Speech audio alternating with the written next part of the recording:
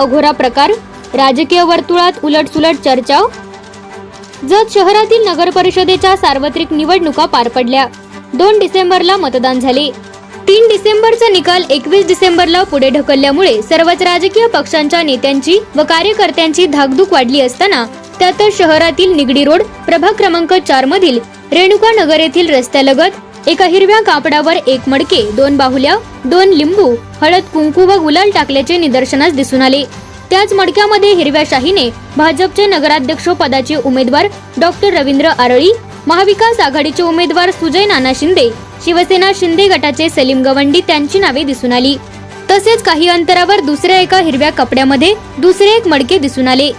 त्या मडक्यामध्ये प्रभाग क्रमांक 4 मधील 4 महिला नगरसेविका पदाच्या उमेदवारांची नावे आहेत, तर भाजपच्या नगरसेविका पदाच्या उमेदवारांचे नाव नसल्याने उलटसुलट चर्चा सुरू आहे। या सदर घटनेमुळे परिसरासह शहरात मोठी खळबळ उडाली आहे।